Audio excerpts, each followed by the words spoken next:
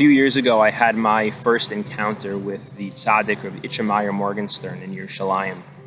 And when I met him, and mostly still to this day, I understood very little of his Torah, very little of the content of what he teaches.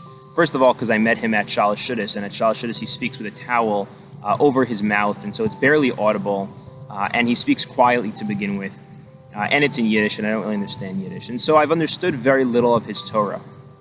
But my experience with Rav HaMeor, I learned something so much more significant and impactful on me than any Torah, any specific Torah content could have been.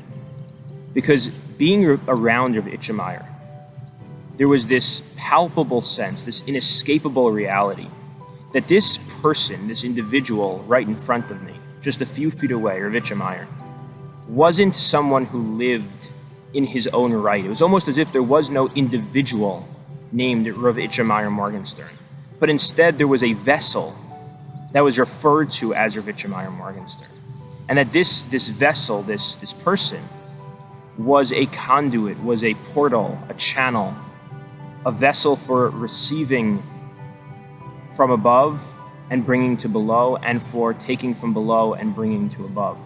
That he lived in a way that was so connected and so attuned to something so beyond himself. When he would have his eyes closed, you would feel this connection to something absolutely mysterious, to something absolutely unknowable but yet sensible.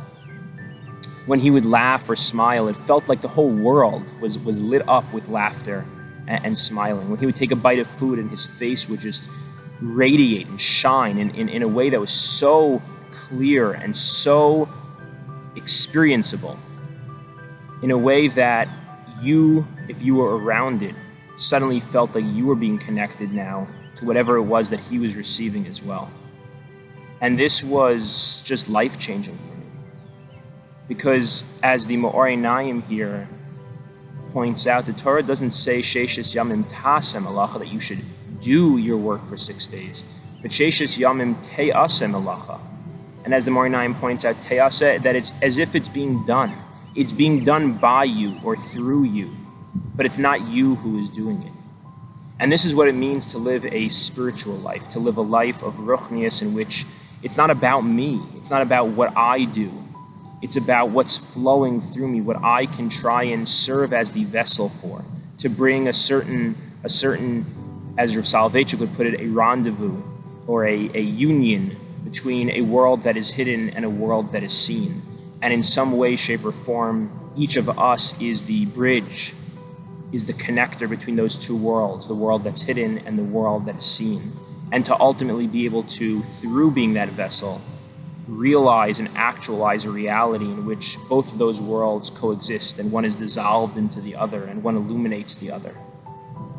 And being around a tzaddik, being around Rav HaMeor Morgenstern, that was just reality. It wasn't like something you had to work on or something you had to do or something you had to force yourself to get into that mindset. It would almost be hard not to experience that. Because when a person is so deeply connected to that place, so deeply in a state not of doing, but of receiving, not of trying to create or trying to put their imprint on something, but instead trying to be attuned to something, trying to allow something to flow through them, te'aseh, instead of taseh, that just becomes the air, the environment around that person for everybody that is near them.